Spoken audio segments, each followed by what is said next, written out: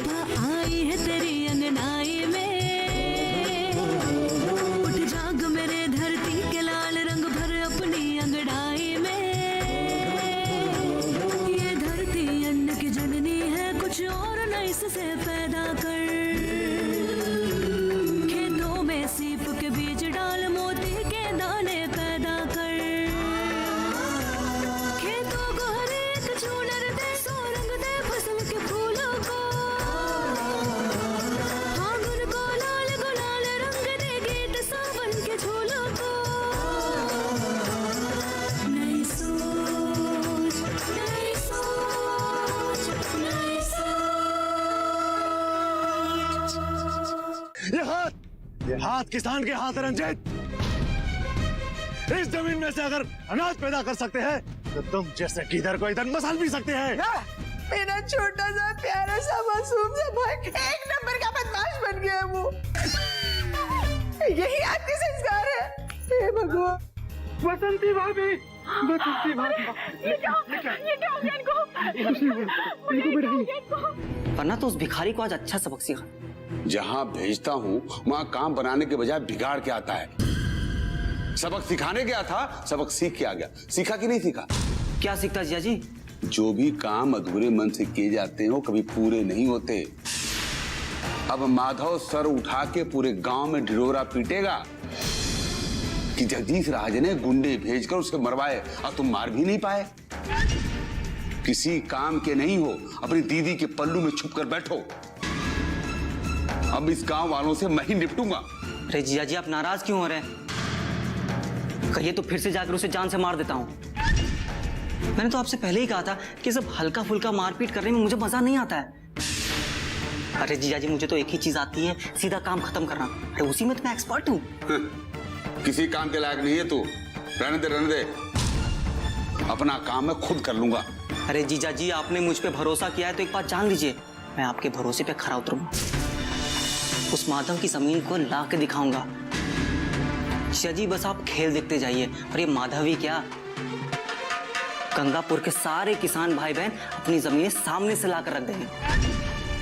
ऐसी चाल चलूंगा, उन सबको मुंह की रकम जो दूंगा। अरे भाई, इतना भी मुंह मत खोलना कि मेरा सारा खजाना उन गरीबों के मुंह में चला जाए और मैं बर्बाद हो जाऊं। थोड़ा संभल कर मुंह खोलना, तुम्हारे चक्कर में बर्बाद ना हो जाऊं।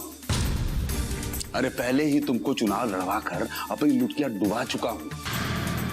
ऐसा करो कि सांप भी मर जाए और लाठी भी ना टूटे। अरे मेरा मतलब है काम भी हो जाए, खजाना भी खाली ना हो। ठीक है जिया जी, अब जैसा आप कहेंगे वैसा ही होगा। हाँ, अब तो निकल।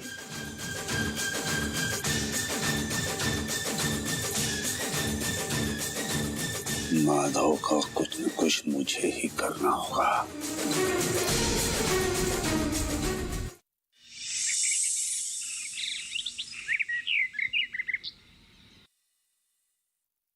इस गांव का माहौल कितना खराब हो गया है बेटा। वो कहते हैं ना कि एक मछली सारे तालाब को गंदा कर देती है। पहले सब लोग गांव में कितने मिलजुल कर रहा करते थे, लेकिन ये जगदीश राज जब से इस गांव में आया है, सारे लोगों को परेशान कर रखा है। और उस जगदीश राज को हुकुम सिंह ने यहाँ बुलाया। वो भी इसी गांव का आदमी। दलाली करने से उसका पेट नहीं भरता है। वह चाहता है कि ज्यादा से ज्यादा किसान भाई बहनों का खून चूसे। माधव भाई के साथ उसने क्या क्या किया वो हम कैसे बोल सकते? माँ, वो आदमी नहीं, शैतान है, शैतान। और जब से वो पंचायत सदस्य का चुनाव जीता है, तब से दामिनी की हर बात का विरोध करता है। ये भी हमारे गंगापुर की दुर्भाग्य ही है बेटा कि आज तक उसने गंगापुर में कुछ होने ही नहीं दिया। इतनी सारी सरकारी योजनाएं आई, लेकिन उसका लाभ किसान तक पहुंचने ही नहीं दिया। उसका पेट इतना बड़ा है कि सारी योजनाएं उसके पेट में घुस जाएंगी। वो अपने जीते जी किसी का भला होते देख नहीं सकता। इसीलिए उसने दिल्ली से जगदीश राज को यहाँ पे बुलाया। अब वो यहाँ गैर कानूनी तरीके से मॉल बनाएगा, बिल्डिंगें बनाएगा और हुकुम सिंह कमीशन कमाएगा। लेकिन जगदीश राज कुछ भी कर ले, इस गांव का एक भी किसान भाई बहन उसे अपना जमीन नहीं देगा। पापा,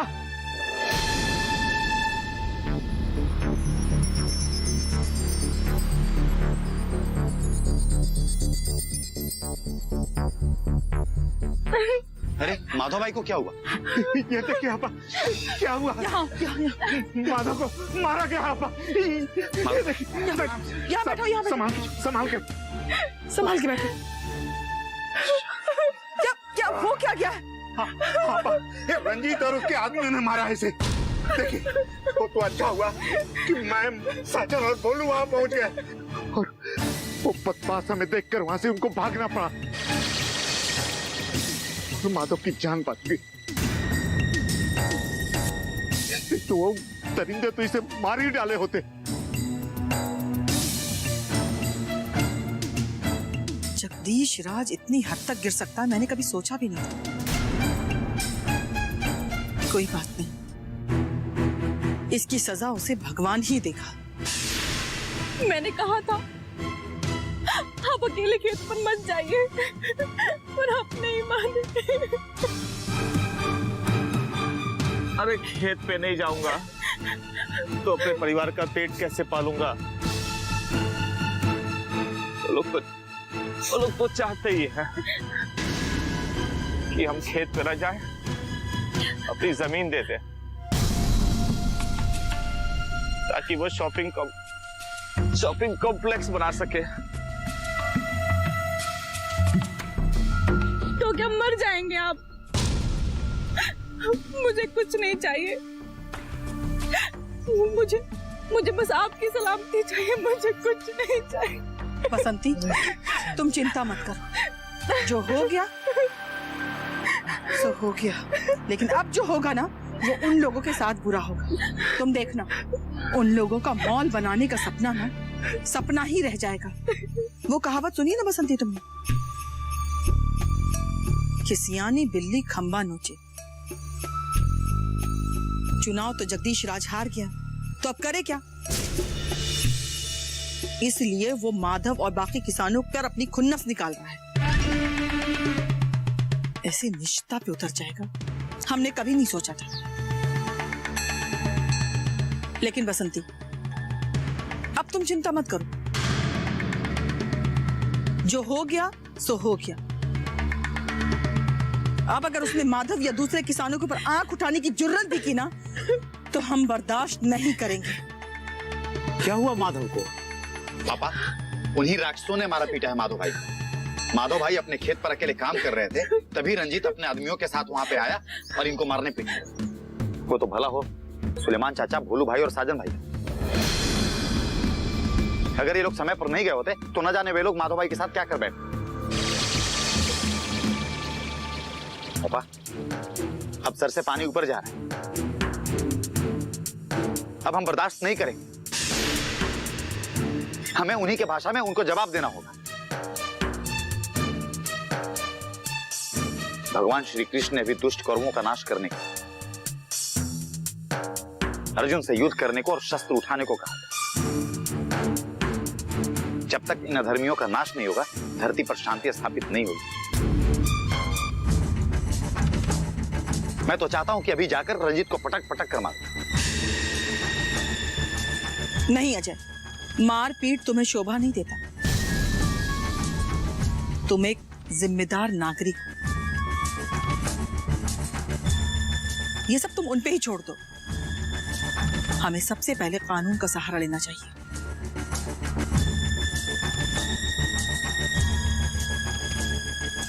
हाँ, यही उचित होगा। जिस तरह की हैवानियत इन लोगों ने की है ना, ये ठीक नहीं है। तुम लोग थाने में रिपोर्ट करो। इन लोगों को इनके किए की सजा मिलनी ही चाहिए। अरे क्या कसूर है माधव का? इसकी जमीन है, उसे दे ना दे। मुझे तो लगता है ना कि वो किसानों को डरा धमका कर उनका हिम्मत और मनोबल तोड़ना चाहता है। ये सिर्फ माधव का ही केस नहीं है। वो चाहते हैं कि गंगापुर के सारे किसानों की जमीन उनके पास आ जाए, और उसमें तो माधव एक मोहरा है। माधव टूट जाए ना तो उनको पता है सारे किसान टूट जाएंगे। और इसीलिए माधव ने जमीन देने से इनकार किया होगा। तो इसके साथ हाथापाई पे उतर आए। अरे ये रंजीत है ना, सारे फसाद की जड़ वही है। और ये हुकुम सिंह उसी की हां में हां मिलाता रहता है, उसको हवा देता रहता है। ये लोग शांति से नहीं बैठने देंगे हमें। हम सारे गांव वाले मिलकर के उनका विरोध करेंगे। हम सब लोग मिलकर के पुलिस के पास जाएंगे। जगदीश राज कितना भी ताकतवर क्यों ना हो, हम सब गांव वाले एकजुट एक साथ हो जाएंगे। हाँ, मैं भी गांव वालों को जाकर इकट्ठा करता हूँ, उनको बताता हूँ, उनको चल के सबक सिखाना ही होगा।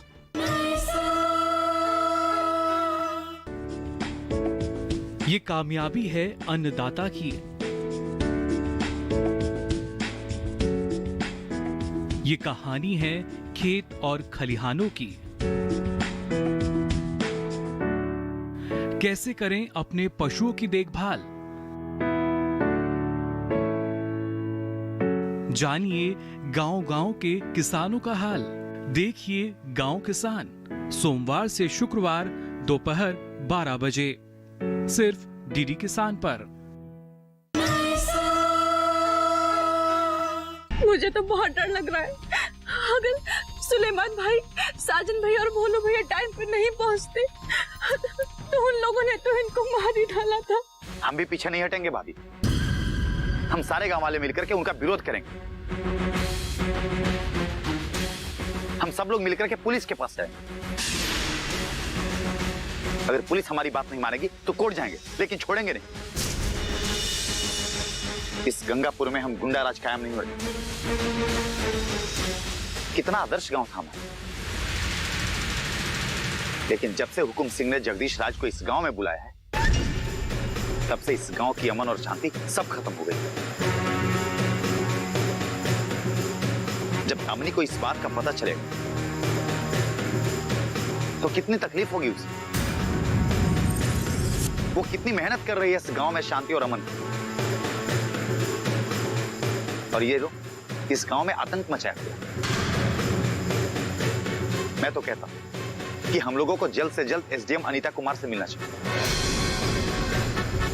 और हुकुम सिंह और रंजीत के खिलाफ केस दर्ज कराना चाहिए। वो बड़े लोग हैं, हम किस-किस से लड़ेंगे?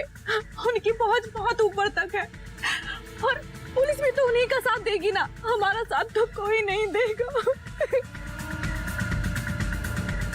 और वो इंस्पेक्टर दीनानाथ यादव, वो भी तो उन्हीं की सुनेगा। मैं वो दिन नहीं भूली, मेरे पति के साथ क्या हुआ था। और नेता मंत्री सब उन्हीं की बात सुनेंगे। उनके खिलाफ कोर्ट में हम नहीं लड़ पाएंगे। ठीक है तो कह रही है बसंती भाभी, उनके पास पैसा है, पहुंच है, वकील है, पुलिस है, सबको खरीद के रखा है उन्होंने। उल्टी सीधी धारा लगाकर उसको कहीं फंसा देंगे। हम ठहरे गरीब किसान मुकदमा लड़ने के लिए पैसे भी कहां से लाएंगे हम?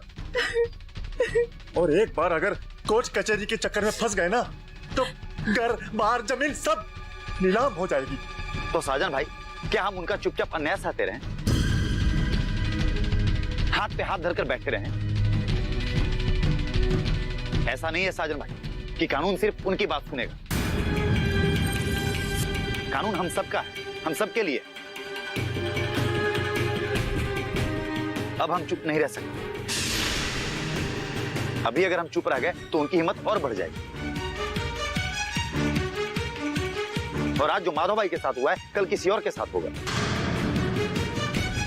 और धीरे धीरे सारा गांव उनके लपेटे में आ जाएगा। हमें अपने गंगापुर को बचाना है। मेरा एक सुझाव है सुलेमान भाई, आप पंचायत बुलाइए और पंचायत के सामने इन सारे मुद्दों को रखिए, क्योंकि अब समय आ गया है एकजुट होकर के चलने का। अजय ने सच ही कहा कि आज माधव के साथ हुआ है, कल किसी और किसान बहन भाइयों के साथ होगा। इसलिए पूरी जनता को इस पंचायत के माध्यम से जागरूक करना होगा। पापा, आप कहती हैं तो मैं पंचायत बुला लेता हूं, लेकिन मुझे लगता है कि ये जगदीश राज पंचायत की बात मानेगा ही नहीं। अगर नहीं मानेगा तो अब युद्ध होगा। जगदीश राज, हुकम सिंह और रंजीत की लंका को आग लगा दिया जाएगा। जगदीश राज कितना भी ताकतवर क्यों न हो, हम सब गांव वाले एकजुट एक साथ हो जाएंगे। हाँ, मैं भी गांव वालों को जाके इकट्ठा करता हूं, उनको बताता हूं, उनको चल के सबक सिखाना ही होगा। ये देखते वो हमारा क्या बिगाड़ पाता है। रुको, अरे तुम फिर मारपीट की बात करने लगे। कोई काम अगर शांति से हो जाता है तो इसमें खून खराबे की क्या जरूरत है। देखो, इस मामले में ना हम लोग दामिनी की भी सलाह लेते हैं। अगर मसले का शांति से कोई हल निकल आए तो क्या दिक्कत है। पापा, हम भी शांति चाहते, लेकिन सॉरी पापा, अगर दुश्मन सामने से ललकार रहा हो तो हम शांति की बात कैसे कह सकते हैं। वो अशांति फैला रहा है और हम शांति की बात करें। नहीं पापा, नहीं, हम लोगों को कुछ करना होगा, हम कायर नहीं है पापा। देखो अजय, मसला बड़ा गंभीर है, इसमें कोई भी जल्दबाजी ठीक नहीं है। तुम लोग एक काम करो, हो सके ना तो एसडीएम अनीता कुमार से मिलो। वो हमारी शुभचिंतक है, वो जैसा कहेंगी वैसा हम करेंगे। आओ बसंती, तुम माधव को लेकर घर जाओ, इनकी देखभाल करो। हम लोग इस पर विचार करते हैं कि आगे क्या करना है। अजय, तुम भी जाओ ना, माधव के साथ जाओ। जी पापा। नहीं नहीं, मैं चला जाऊंगा।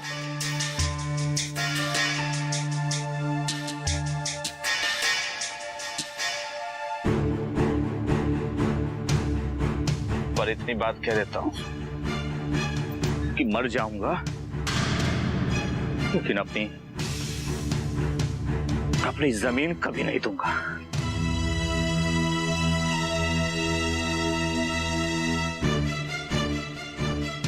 बसंती, चल। बसंती, संभाल के ले जाना।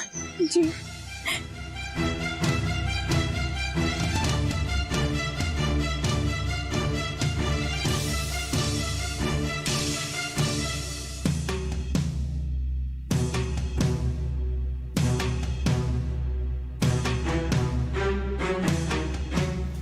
मैं तुम्हारे हाथ जोड़ता हूं, तुम्हारे पागलपन से परेशान हो गया हूं मैं। यही हाल रहा तो मैं भी रोड पे नजर आऊंगा। इन गुंडों बदमाशों को दया नहीं आती, इस तरह से मारपीट करता है कोई। इस तरह की घिनौनी हरकतें क्या मानवता के लिए कलंक नहीं है।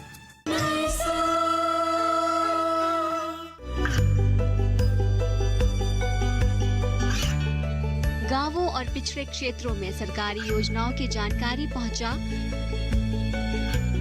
देश में कौशल और क्षमता विकास कर ग्रामीणों को सामाजिक बदलाव और विकास से जोड़ने की दूरदर्शन किसान की पहल चौपाल चर्चा देखें सोमवार से शुक्रवार सुबह 9 बजे।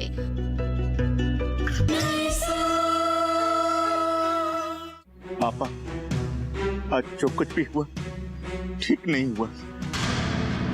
हमें जल्द से जल्द कोई ठोस उपाय निकालना ही होगा।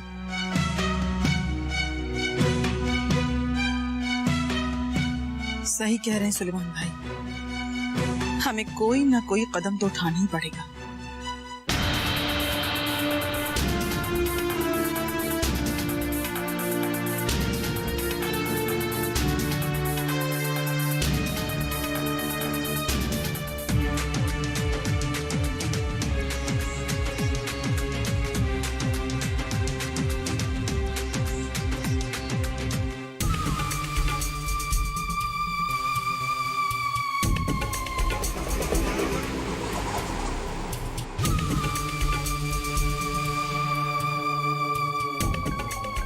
रंजीत के कारण मुसीबत इतनी बढ़ जाएगी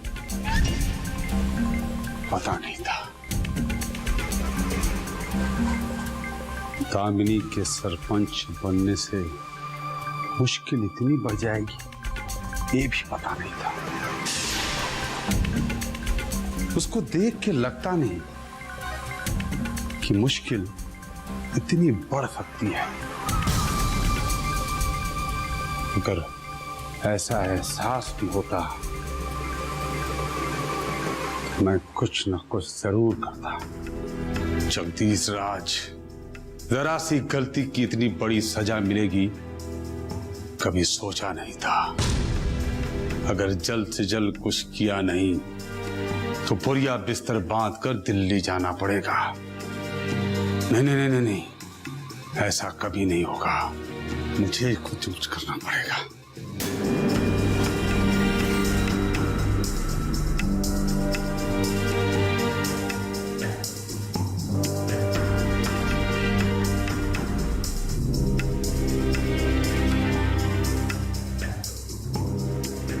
मैं क्या कह रही थी, ये हार देखिए कैसा है। मैं सोच रही थी कि ऐसे ही 2 मंगवा लेती हूँ। अरे 2 नहीं तुम 10 मंगवा लो। तुम मेरा पीछा छोड़ो। ऐसे ही परेशान हूं मैं, ऊपर से तुम क्या? अब ये नहीं कह सकते कि मैं आपको परेशान कर रही हूँ। अरे आपकी अर्धांगिनी हूँ मैं, आपकी सारी परेशानी आधी कर दूंगी। और वैसे भी अब तो मैं पंचायत की सदस्य बन चुकी हूँ। गांव की सारी जमीन आपके नाम करवा दूंगी। यही परेशानी है तुम्हारी। तुमको चुनाव लड़वाया था कि तुम सरपंच बन जाओगी, और रंजीत की बेवकूफी से सारे किए कराए पे पानी फिर गया। अरे डरा के भी कोई चुनाव जीतता है क्या? उसकी हरकतों की वजह से मैं कितनी मुश्किल में फंस गया हूं। रंजीत ही तो हारा है, मैं और हुकुम सिंह तो जीते हैं ना चुनाव। अरे तुम लोगों का चुनाव जीतना भी मेरे लिए बेकार ही है। दामिनी का सरपंच बनना मेरे लिए मुसीबत है। हर वक्त मेरे सर पे एक नई मुसीबत खड़ी हो जाती है। पता नहीं कौन सी गाज कब गिर जाए, कुछ समझ में नहीं आता क्या करूं। आपको सिर्फ अपनी पड़ी है। मेरे और डिम्पी के बारे में कभी सोचा आपने? वो अजय के प्यार में पागल है। रो रो कर उसका बुरा हाल हो गया, एकदम पागलों जैसी हो गई है वो। जल्द कुछ करना होगा, नहीं तो मैं भी पागल हो जाऊंगी। और मैं नहीं चाहती कि लोग आपको एक पागल बीबी का पति बोले। मैं तुम्हारे हाथ जोड़ता हूं। तुम्हारे पागलपन से परेशान हो गया हूं मैं। यही हाल रहा तो मैं भी रोड पे नजर आऊंगा। जो लोग आज मुझसे डरते हैं ना, वही कहेंगे वो देखो पागल जगदीश राज जा रहा है। पत्थर फेंकेंगे मेरे ऊपर, पत्थर। नहीं नहीं नहीं नहीं, मेरे होते हुए ऐसा कभी नहीं होगा। मैं लोगों से आपके रहम की भीख मांगूंगी, भीख। अगर फिर भी नहीं माने तो मैं वो गाना गाऊंगी, कोई पत्थर से ना मारे मेरे दीवाने को। अरे कौन सी मुसीबत गले लग गई है? किस गलती की सजा भुगत रहा हूं मैं? क्या करूं क्या करूं? अरे शिबा, तुम और डिम्पी मार्केट चली जाओ और अपने लिए ज्वेलरी खरीद लाओ। कम से कम मुझको कुछ सुकून मिलेगा। हाँ, ये सही कहा आपने। ठीक है, मैं जाती हूँ। नहीं जगदीश राज, नहीं। अपनी जिंदगी भर की कमाई और मेहनत को ऐसे बर्बाद होते हुए नहीं देख सकते। अभी तुझे कुछ न कुछ तो करना ही होगा, लेकिन इस बार माधव की केस की तरह गलती नहीं करनी है, वरना पूरा साम्राज्य नष्ट हो जाएगा। यहाँ दामिनी समस्या की जड़ है। अगर उसको उखाड़ के फेंक दिया, पूरा प्रॉब्लम सॉल्व हो जाएगा। लेकिन तनिक भी चूक हुई तो बहुत बड़ी मुश्किल हो जाएगी।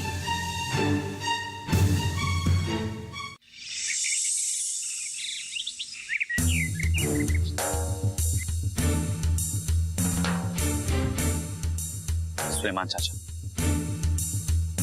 माधव भाई की हालत देखकर के बहुत दुख हो रहा है मुझे। कितनी बेरहमी से मारा पीटा है उन लोगों ने माधव भाई। इन गुंडों बदमाशों को दया नहीं आती? इस तरह से मारपीट करता है कोई? इस तरह की घिनौनी हरकतें क्या मानवता के लिए कलंक नहीं है? जरा सोचिए सुलेमान चाचा, माधव भाई को कितनी तकलीफ होती होगी। मैं अगर दया माया होती ऐसी हरकत करते वो। हम सब कल सुबह चल के बिल्डर जगदीश राज को बताएंगे रंजीत के घिनौनी हरकत के बारे में। इसके बाद भी अगर उसने उसके ऊपर लगाम नहीं कसी ना, तो मैं उसके खिलाफ कानूनी कार्रवाई करूंगी। जो डर गया सो मर गया। डायलॉग सुने गेबर के, जो डर गया सो मर गया। तो फिर क्यों गई थी उसके पास माफी मांगने? हमें पुरानी बातें भूलकर गांव के विकास के लिए आपसी भाईचारा और प्रेम से काम करना चाहिए। नई सोच के नई सुबह आई है तेरी अंगनाई में। उठ जाग मेरे धरती के लाल रंग भर अपनी अंगड़ाई में। ये धरती अन्न की जननी है, कुछ और नई से पैदा कर।